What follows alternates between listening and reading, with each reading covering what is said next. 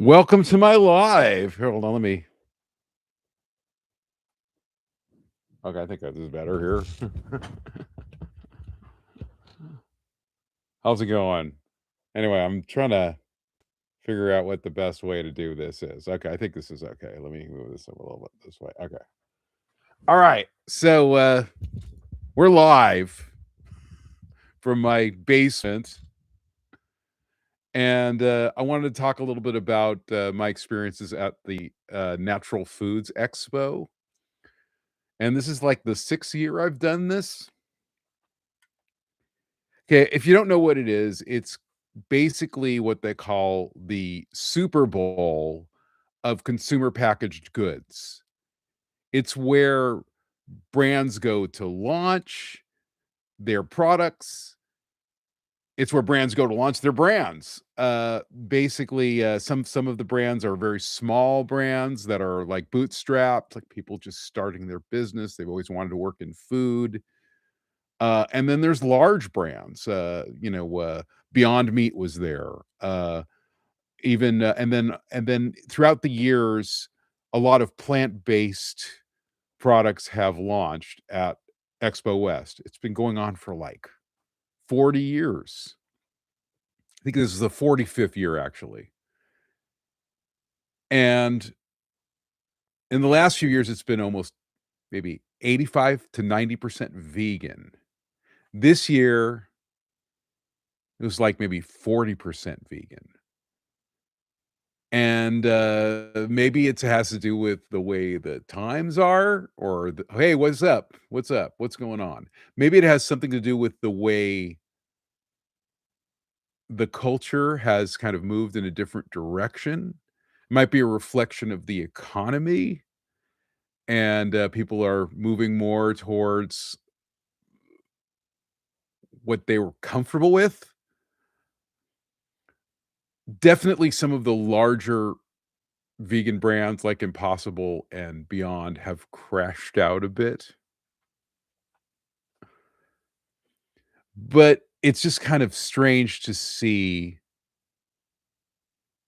an event that's focused in on wellness, health, better for you items, actually have an exhibit from Shake Shack where they're giving out beef tallow fries. And, I talked to the beef tallow guy, and they're pitching beef tallow as like some kinda health food, which is ludicrous.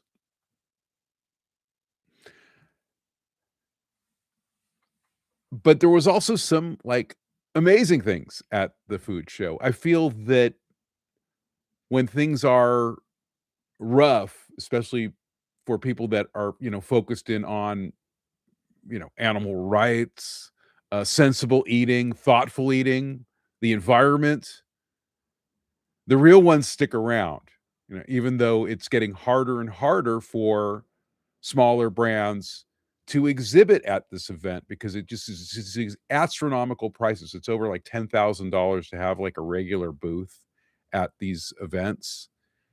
And I guess the exposition understands that the people with the real money are animal agriculture companies. They get subsidies. Um, they have the power. They have the lobbyists.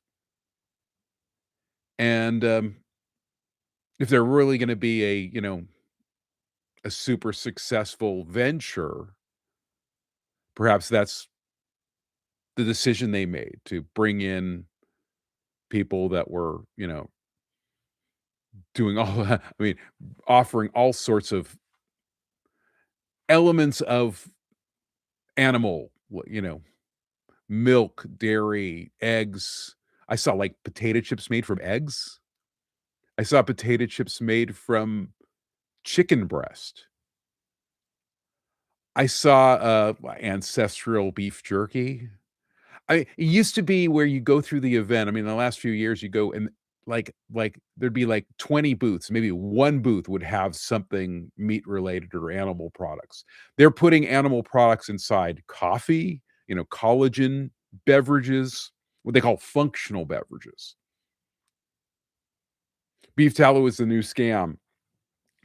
Well, I mean, I really think that there's probably some form of cooperation between the animal agriculture companies and this event. I mean, I would I mean it just to, for me for it to change so drastically in the last like year and a half, I find it to be very interesting because, but again, I mean, the landscape has changed right now. A lot of these venture capital companies that focused in on plant-based foods are struggling right now.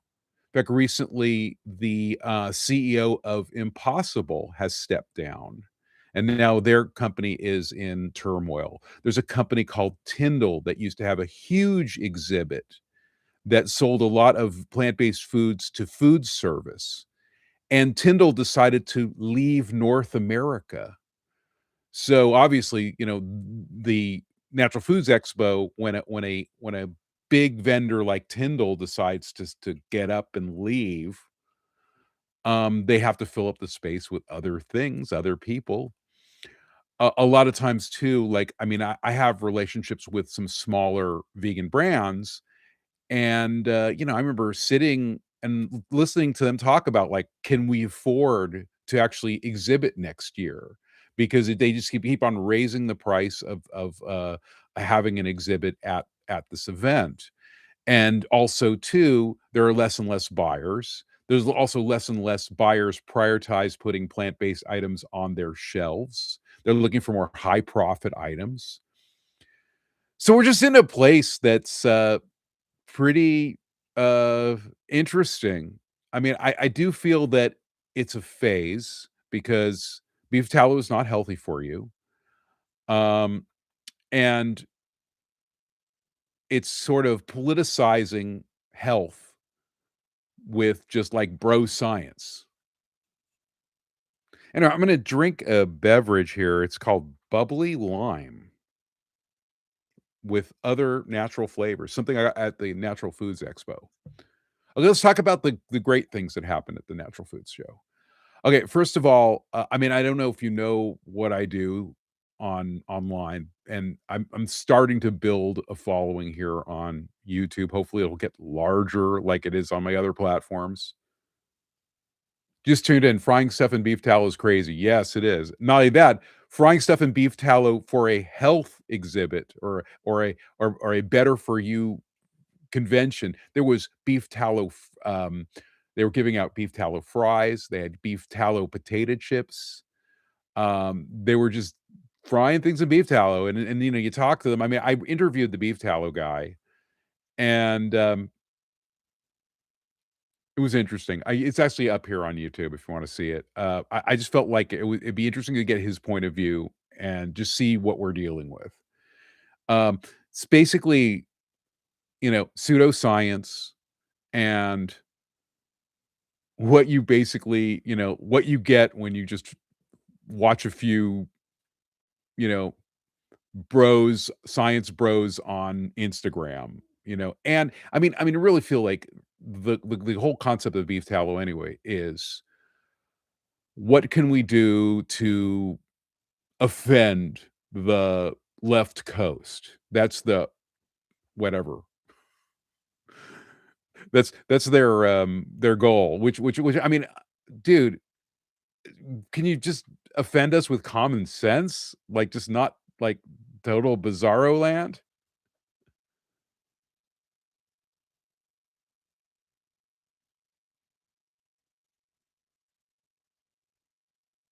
You keep on getting ads for beef tallow lotion and people rubbing it on their faces. Yeah, I talked to the guy from Steak and Shake, and Steak and Shake is actually going to have their own line of cosmetics that are gonna have beef tallow base. So they're gonna have, like, lip gloss that's beef tallow and facial cream that's beef tallow.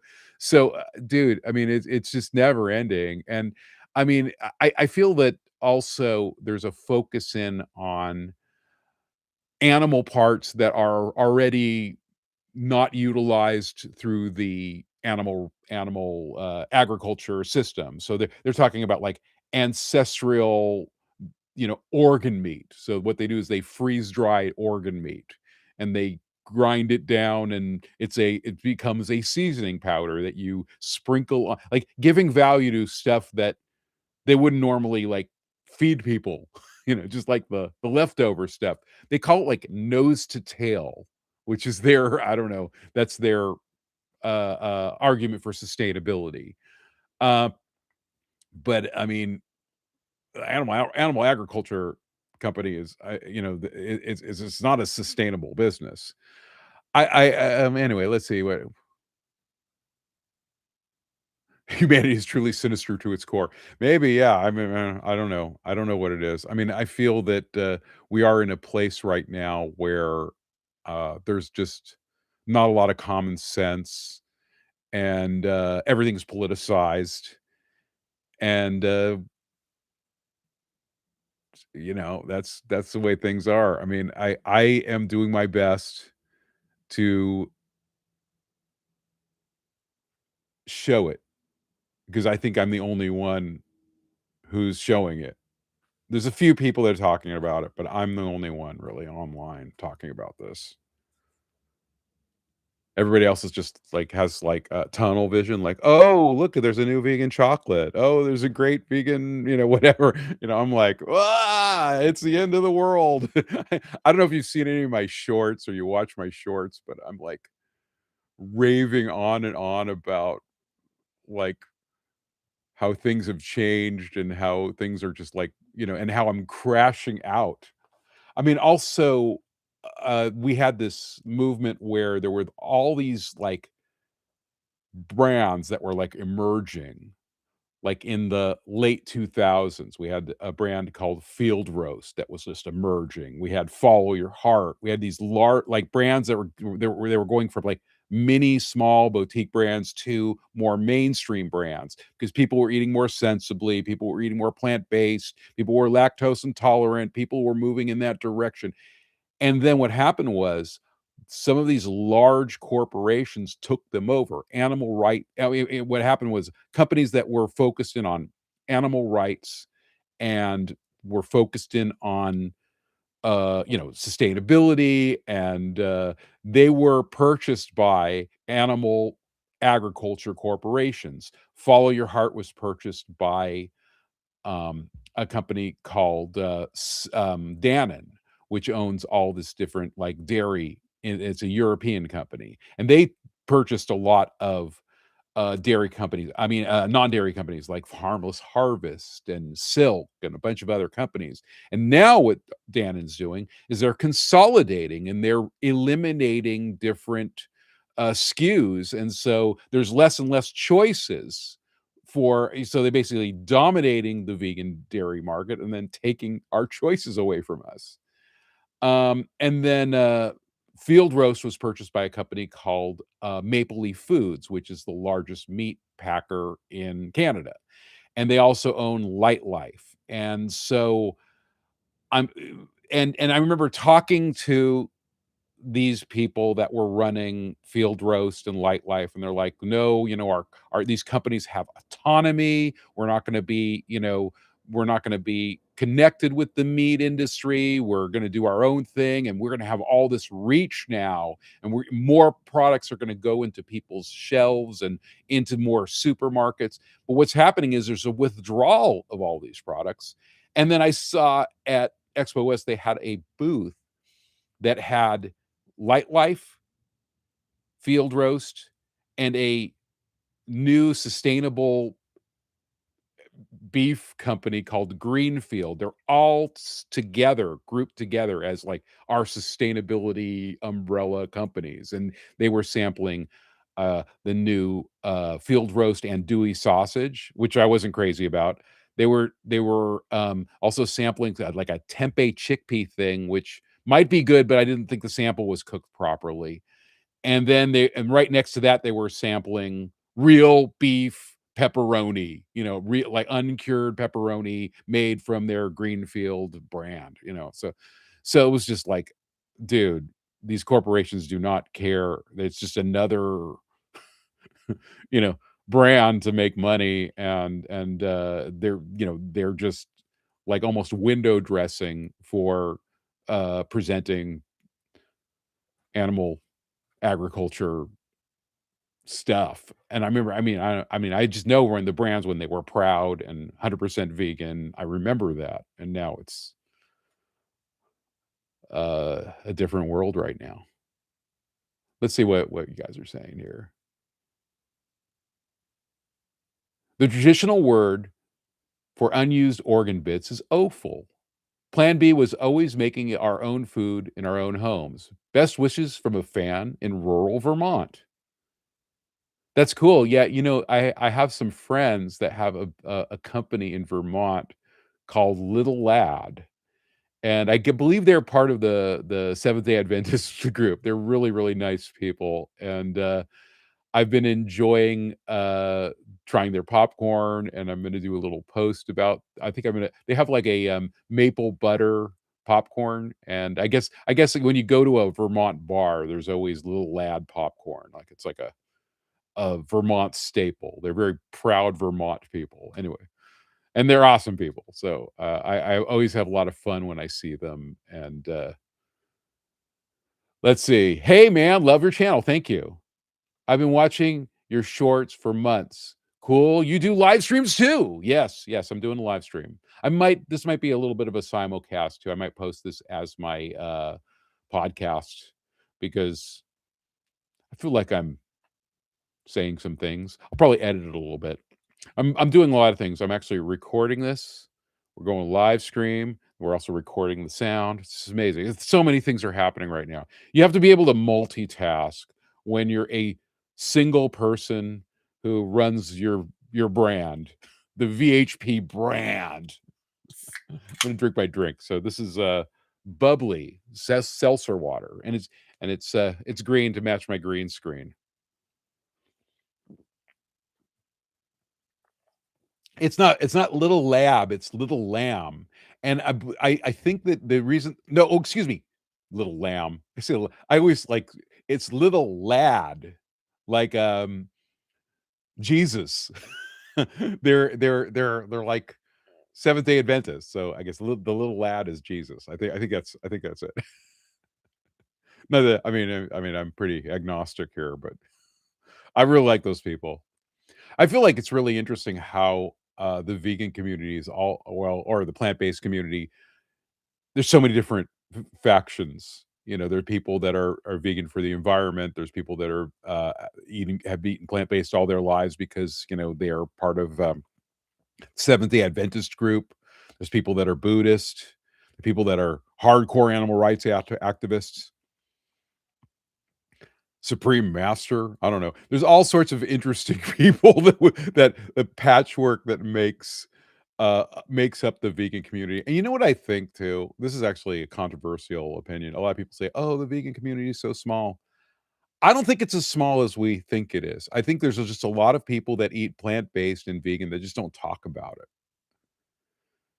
I know because I was one for whatever 10 years before I started doing this, and nobody asked me whether I was vegan or not. I just was. Factions, you're totally right. Can we all just get along? Well, I'm trying to get along with everyone.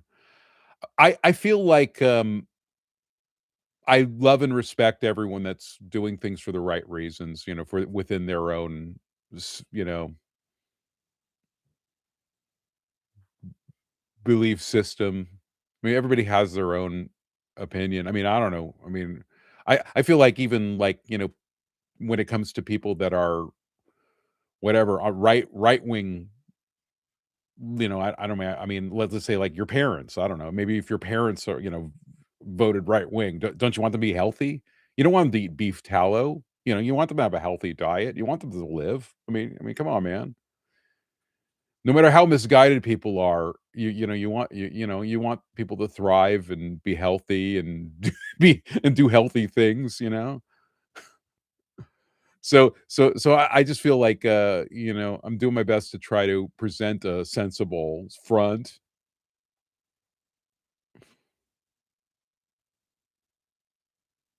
You seem like a really cool non-militant vegan, that's a good thing. I don't know, I don't sometimes I feel like a militant vegan. I felt like I was a militant vegan sometimes at the food show, which I thought I was talking, like, reasonable. In fact, I posted a video about it. I was at a booth, okay, so there's a place that sells mycelium bacon, and it's called My Forest Foods. I was always getting, like, weird vibes from that company. All my interactions with them, I don't just they seem real stressed out. I don't know. I It's either they're, like, overworked or, I mean, maybe there's, like it's a small company, everyone's wearing different hats. I don't know. I just get vibes that there's just a lot of tension in that company. I don't with my interactions that I've had. I've had, like, several interactions, like, at other food shows, at other events, just kind of like,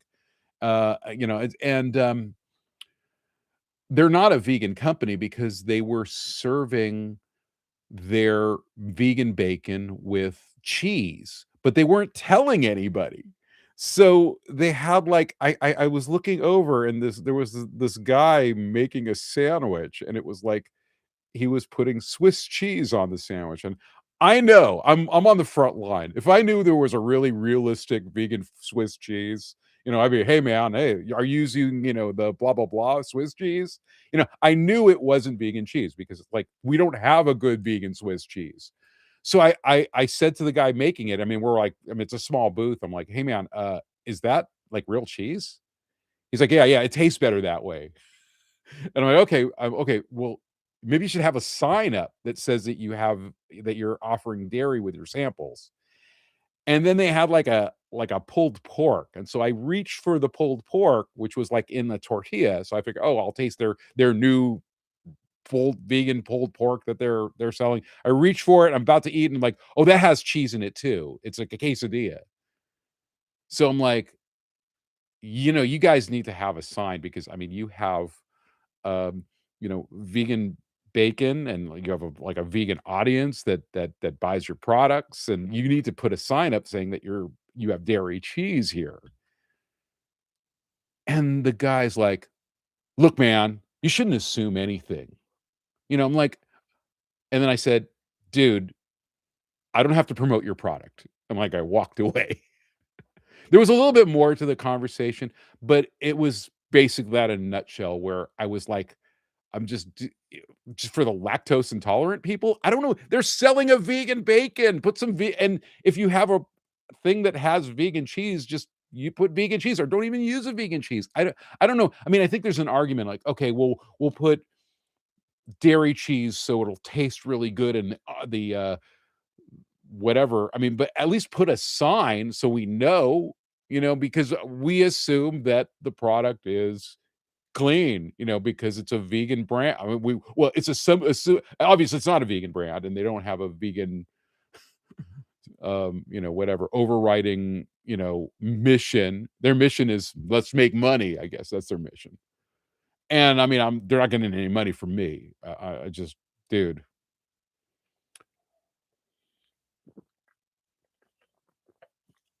I've been vegan for the last 17 years, vegetarian for 30 years. Yes, I've been pretty much vegetarian almost my whole life. And that was about when I was pescatarian, but I mean, I always didn't like to eat animals. Recently went to a sanctuary, which was very interesting.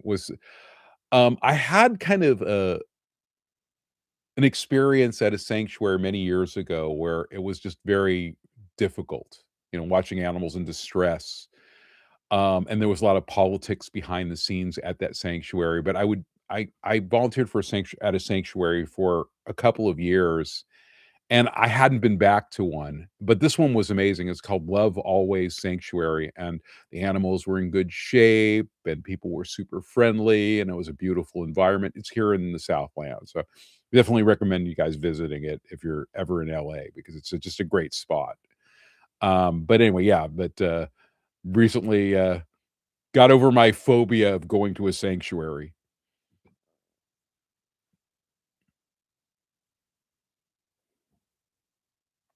That's royally messed up. People are allergic. Yeah, no, I mean, there's people that are lactose intolerant, there's people that are allergic to dairy.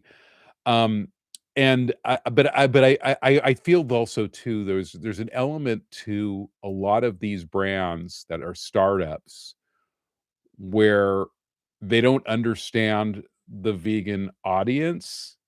Some do more than others. But they don't understand that if they have a brand that is primarily purchased by vegans, they have to sort of respect the brand in a certain respect, a certain way, or present their brand in a certain way. I mean, even if they're not vegan, they have to understand who their audience is.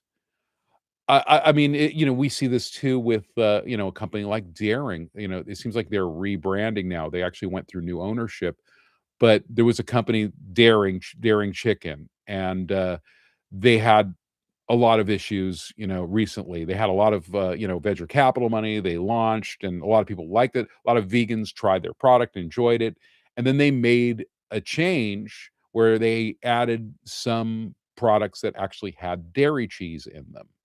And what happens is their base feels offended, unhappy, and there are other vegan chicken options that don't put dairy in some of their products. So it becomes like almost like for people that are focused in on animal rights and not just flavor. You lose a segment of your audience if you make certain choices.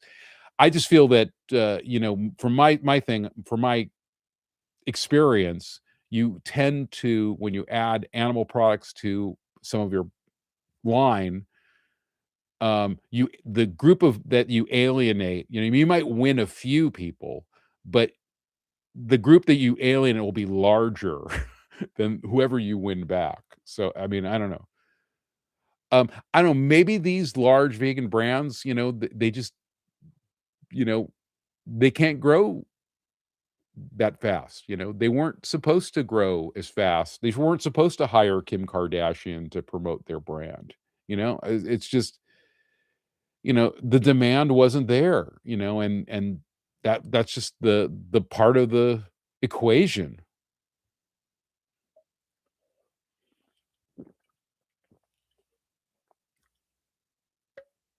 Yeah, so okay, so Daring has a new CEO, they have a new ownership group, and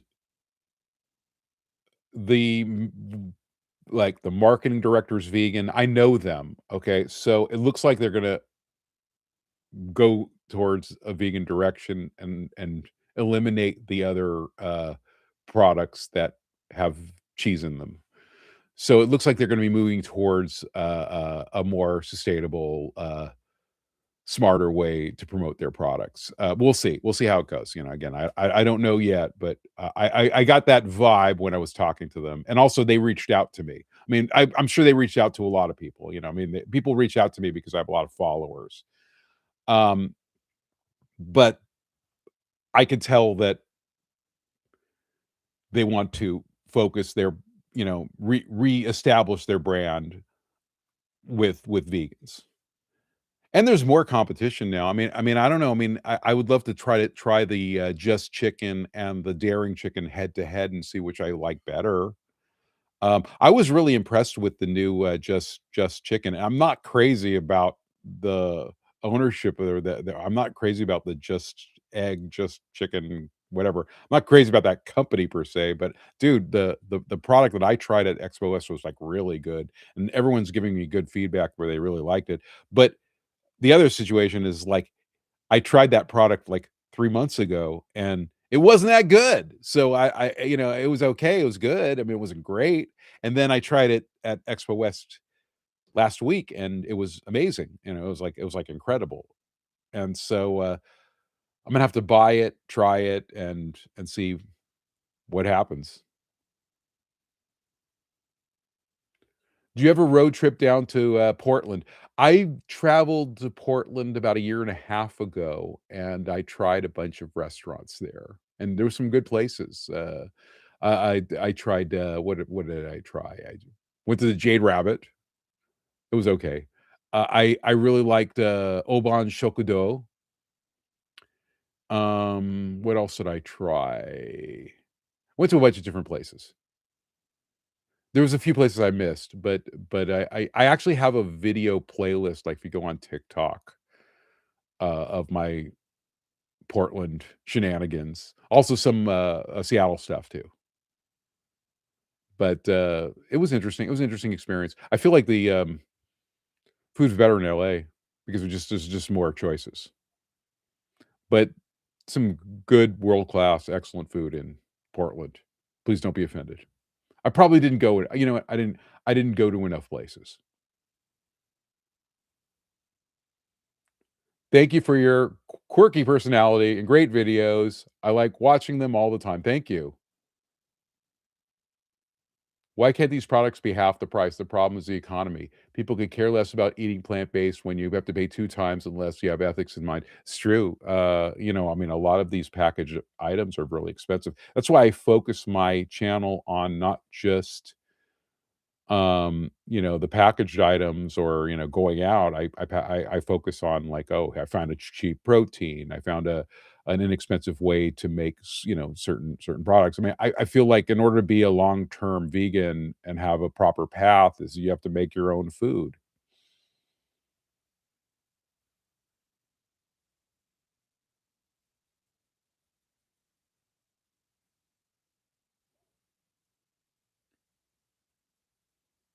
Anything else? So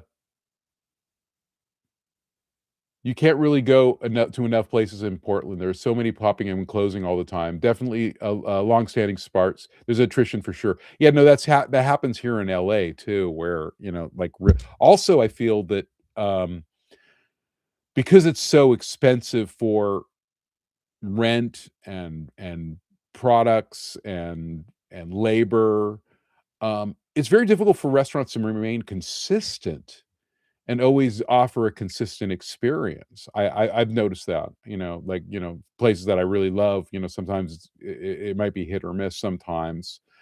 I do feel though that I'm always impressed at places that are out there, have been vegan for many, many years and continue to have an amazing experience. I went to a place like um when I was at Expo West, I went to this place after the every all the shouting is done and it was over. It was like Expo was over, and I could have driven right straight home, but I went to a place called Hoa Sen, which is a Vietnamese place that's been around for years, and it's a Buddhist place, and the food is so good. It's always good there, and there's just a level of excellence that they always push out there, and I don't know if some of the people that are working there are like, volunteering from this church. I don't know what the situation is with that place. It's because there's always a lot of people behind there, but there's always a lot of people eating the food. The food is inexpensive. I mean, for 2, it's like $40 or so. I mean, and you get a lot of food.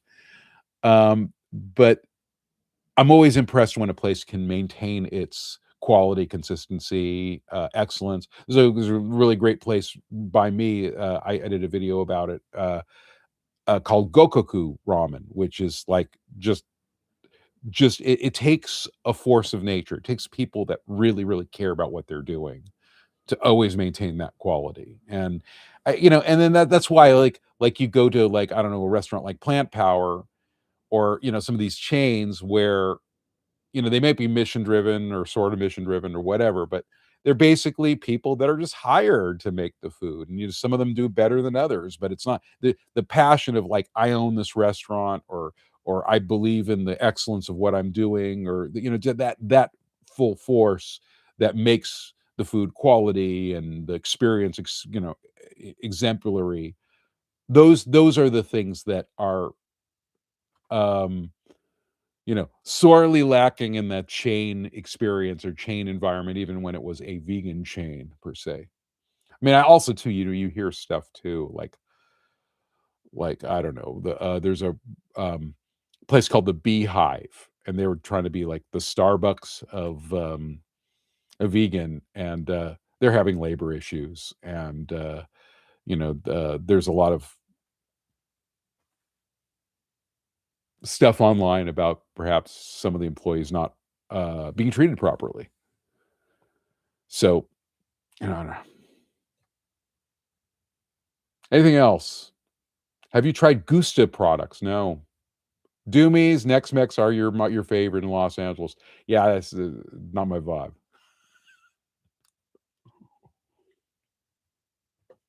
I've tried it a few times. I haven't tried the Nex Mex, but I've tried Doomies a couple times. You can't make a homemade black bean burger. I don't know, is that a comment to someone? Yeah, I have a black bean burger recipe. I do it all the time. It's great.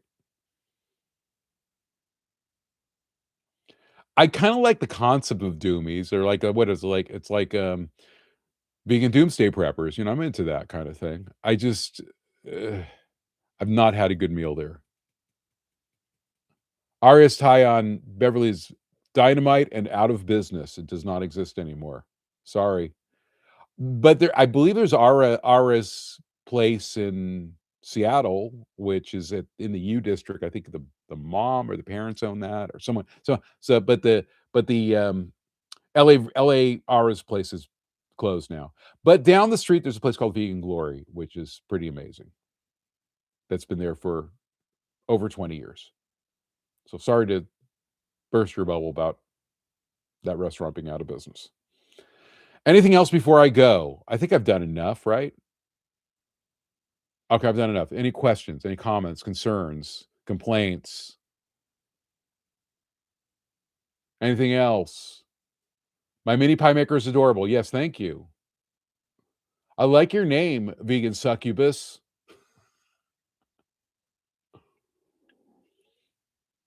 Have I caught up to the chat? I don't know if I have. Probably not. Yeah, no, I'm there. All right, well, that's about it. Anything else? Their steak, egg, and cheese burrito is so good, and their cakes. Next Mex next door is tasty. I believe there's an ice cream spot in the same complex. Little question emoji guy. I don't know. Every time I went to Doomies, it was like I remember I ordered something and I'd see them pull like frozen stuff out of the refrigerator, and it was just like I don't know. It was just it didn't the people working there did not make the food with passion. Maybe I need to go back there. It's been years before I was an influencer, so who knows? A lot of people love the place. When is your next trip like your Japan trip planned? I need to plan a trip. I have nothing planned. I would like to go somewhere else. I need to go somewhere else. Um, I wanna create more travel content. My focus right now too with YouTube is I wanna monetize my channel, which it's a bit of an interesting battle getting this channel monetized, just getting enough, long form views because my content gets like, I don't know, like only about like 1,000,000 views per month, and you need like 10,000,000 views in a 90-day period. So I don't reach that threshold. So I've been creating long form content to get to a certain point where I can actually monetize this channel.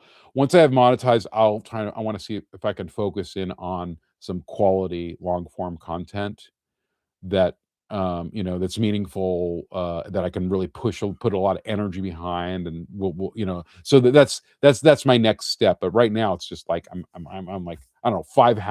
Watch my videos, just watch my videos on endless loop, and I'll just push play or something, because I'm just trying to get this thing off the ground so I can start consistently making quality long form content and then maintaining my short form. It just frustrates me when I see commercials on my short form content, knowing that I'm not getting any compensation for. It's been jumping through hoops. What are you going to waffle? I don't know. Maybe my computer. I get it. Adomi's is definitely a grunge rocker diner vibe. Reminds me of the Hungry Tiger here in Portland. Yeah, I mean, I when you say grunge, yeah, I mean, I feel like the other thing is like I like when I go to a restaurant, I like when things are made from scratch, or made different. I mean, when they're just like using you know, the store bought stuff that you can get at Whole Foods. It doesn't interest me as much as like I don't know Uh, I mean, there was a vegan burger joint that is no longer, I mean, it still exists, but they don't have anything vegan anymore. Uh, um, and it was like, what was it called? Something burger, anyway, they actually had a really great, um, house-made hamburger that they made, vegan hamburger. Oh, Burger Lords, yeah, place called Burger Lords, and I believe it still exists, but they don't have anything vegan. Used to be 100%, well, it used to not be vegan, then when it became 100% vegan, now they have new ownership that took, even, like, I think their fries are beef tallow fries.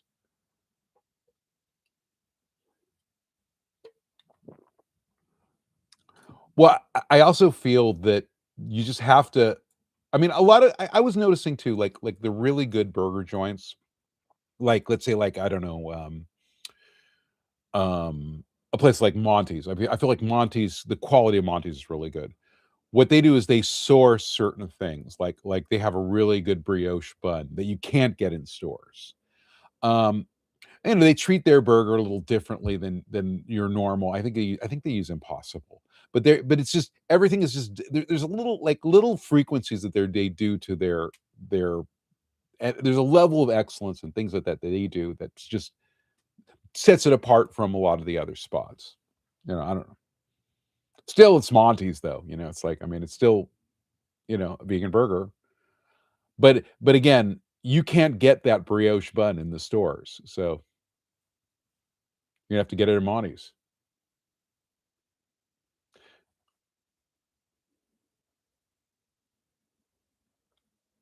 Loathe when vegan spots go omni, the betrayal of capitalism cuts deep. I mean, these businesses, these vegan businesses are doing whatever they can to keep alive, and then they make choices to, add animal products.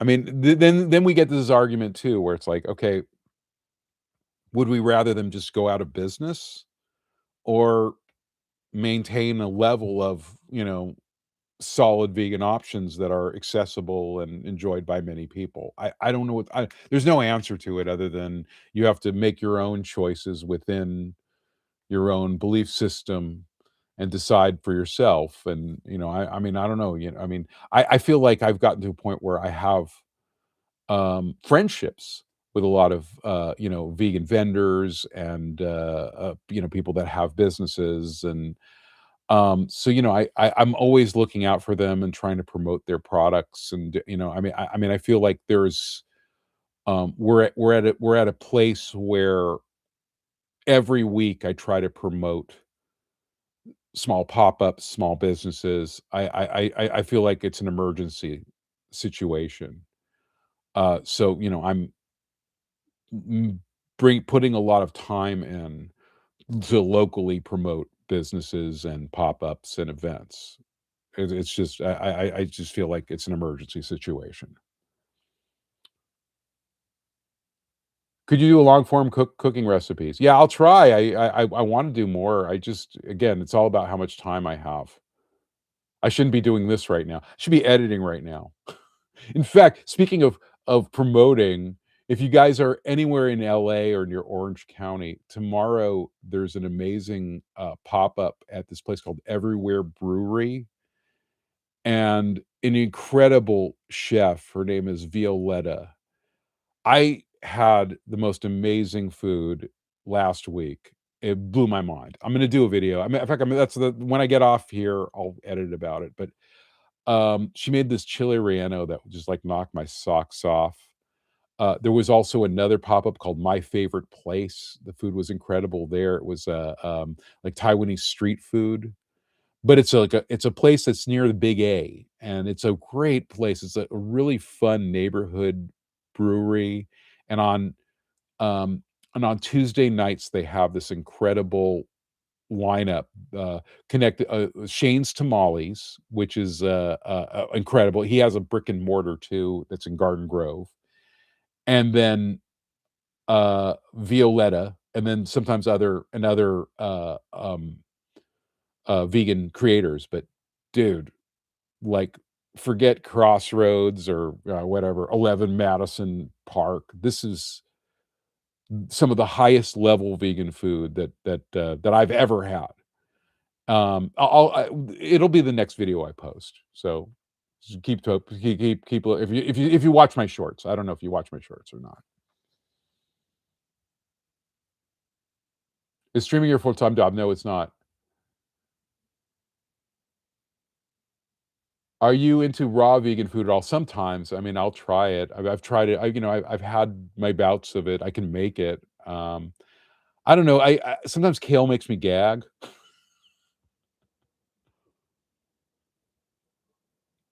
If you come to the vegan camp out as a creator, they'll give you a free ticket. It's okay, whatever, man. I mean, that's great. I've actually been doing some things as, presenting sort of myself as a speaker. I did something in November at the, vegan, what was it? The San Francisco Vegan Society. I spoke about social media, and then I'm gonna be in San Diego in March, talking about vegan activism, with food, at, Earth Fest, which is an event it's really a beautiful spot. It's, Balboa Park in, I think it's the 25th of April. So I'm gonna be speaking there. So it's my own I'm it's a camp out without any camping. I'm a city slicker. I don't You don't wanna see me camp. If you wanna speak at our local vegan festival in Victoria, British Columbia, yeah, I wanna go. Honestly, I've always wanted to go to Victoria, British Columbia. Email me. We'll see. Give me some details. Maybe we can make it work out. But, and then the other thing is, like, I love, obviously finding, like, cool creators, and, like, when I was in San Francisco, I found some great, vegan vendors I could, like, shout out. I went to some great restaurants, stuff like that, made some great content there too. So, it's kind of travel content connected with being a speaker, being connected with just, whatever. I feel like I'm, like, this whatever vegan promotion cyclone. Wherever I am, I'm gonna find a story and meet some people and make content. That's what I that's what I do. I'm a content making machine. Except for right now. I guess I'm making content right now, like it or not. Check out Positively Vegan. Yeah, I don't know who that is. All right, kids. I'm going now because I got some editing to do. Appreciate all of you. Thanks for sticking around. Watch my videos. I'm on the edge. I'm almost monetized. Okay, so get me there. Get me to the promised land. Because I want to, I want to see if I can make this sustainable, so I don't have to do other things. Uh, you know, I want to be a full time creator. This is my ambition in life. I'm 59 years old, trying to get a real gig in my life. All right, thanks, kids. Thank you. Appreciate all of you.